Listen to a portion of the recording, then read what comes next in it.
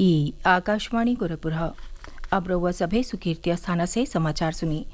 मथुरा से तिसर की बेरी लोकसभा उम्मीदवार बनावल गई भारतीय जनता पार्टी का मौजूदा सांसद हेमा मालिनी के पक्ष में आज भाजपा का सीनियर नेता और मुख्यमंत्री योगी आदित्यनाथ मथुरा में जनसभा कैले।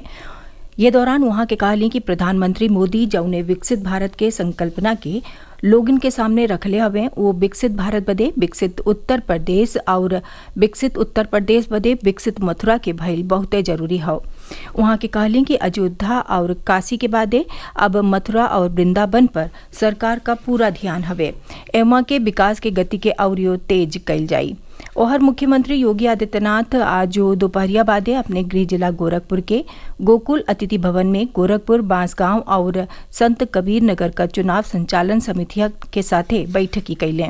वहां के चुनाव का तैयारी के जचले के साथ ही पार्टी पदाधिकारियन के कई गो जरूरी दिशा निर्देशों दिहले। बैठकी में तीनों लोकसभा क्षेत्र का सांसद, विधायक, एमएलसी और पार्टी पदाधिकारी मौजूद रहले। लोकसभा चुनाव के दूसरका फेरा बदे आज नामांकन के आखिरी दिन मथुरा से भारतीय जनता पार्टी की ओर से लगातार तिसर की बेरी उम्मीदवार घोषित कैल गई मौजूदा सांसद हेमा मालिनी पर्चा भरलेन। ये दौरान प्रदेश का कैबिनेट मंत्री स्वतंत्र देव सिंह, राज्यसभा सदस्य चौधरी तेजवीर सिंह और मथुरा का भाजपा जिलाध्यक्ष निर्भय पांडे के सतही कई गो पदाधिकारी मौजूद रहले।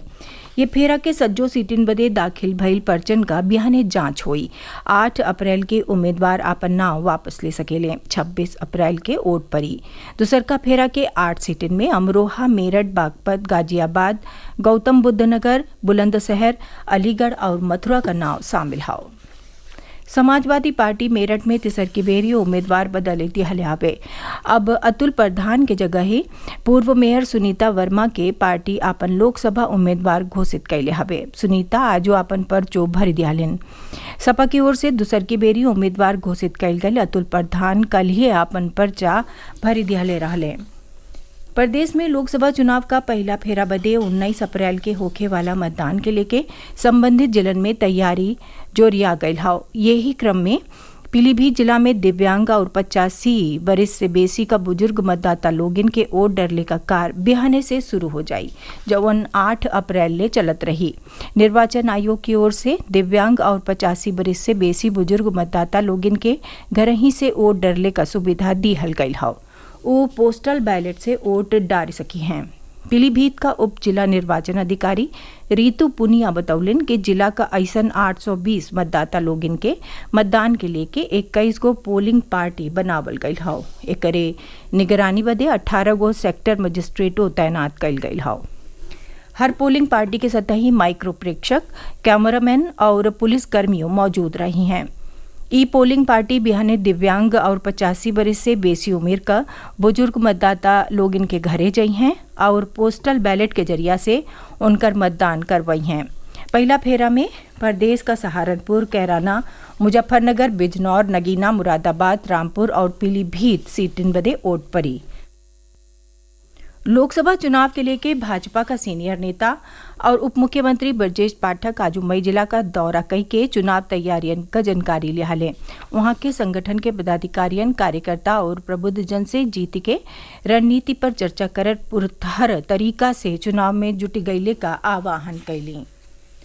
राष्ट्रीय शोषित समाज पार्टी का अध्यक्ष स्वामी प्रसाद मौर्य, उनकर बेटी और बदायूं से मौजूदा भाजपा सांसद संघमित्रा मौर्य के सतही 5 लोगन के खिलाफ लखनऊ का एमपी एमएलए अदालत गिरफ्तारी का वारंट जारी कैले हवे।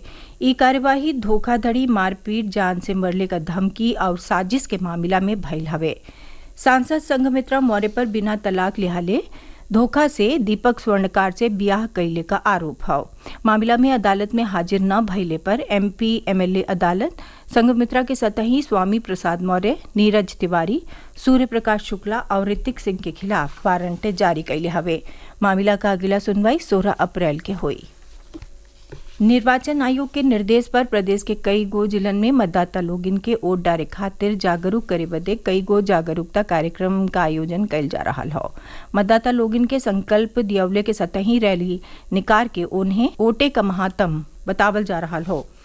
यही क्रम में आज मिर्जापुर जिला में गंगा नदी में नारघाट से फतेहगढ़ तक वोट फॉर वोट नाई रैली का आयोजन कई के मतदाता लोगिन के जागरूक कइल गईल। समाचार पूरा भइल। नमस्कार।